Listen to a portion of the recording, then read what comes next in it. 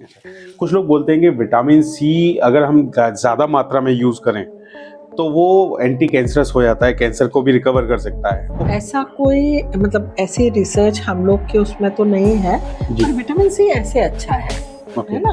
तो vitamin C को लेने में कोई हर्जा नहीं है, अगर आप नींबू लेते हैं तो वो अच्छा ही है हर तरीके से आपके लिए। और मुझे लगता है नेचुरल सोर्सेस से लेना बेटर है।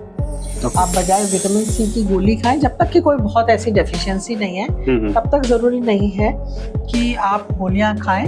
आप बहुत सारी चीज़ों में विटामिन सी होता है, तो वो चीज़ें आप लें, नींबू हैं, संतरे हैं, मौसमी है, ये सब आप लें तो आपको विटामिन सी ऐसे ही आपको चला जाएगा।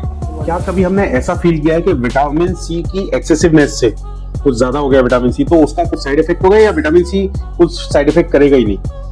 नहीं, विटामिन सी वैसे तो वाटर सोल्यूबल होता है, तो आपकी बॉडी उतना ही उसको लेगी जितना ज़रूरत है, बाकी निकल जाएगा। ओके।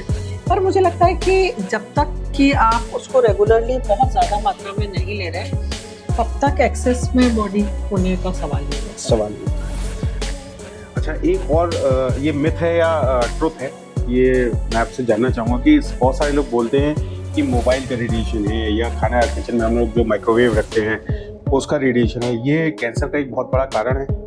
नहीं, अभी थोड़ी देर पहले मैंने कहा था कि दो तरीके की रेडिएशन होती है, आयोनाइजिंग और नॉन आयोनाइजिंग रेडिएशन, है ना? तो ये सब जो है वो नॉन आयोनाइजिंग रेडिएशन की कैटेगरी में आती हैं जी। और ये सेल का जो डीएनए है उसको चेंज नहीं करता। तो इसलिए कोई स्टडी ऐसी नहीं है, कोई ऐसी रिसर्च नहीं है जिसका रिजल्ट हमें ये क्लियर कट बताता हो कि हाँ माइक्रोवेव यूज करने से या मोबाइल फोन यूज करने से कैंसर जो है बढ़ जाता है, लेकिन कोई भी रिसर्च कंप्लीट नहीं जी।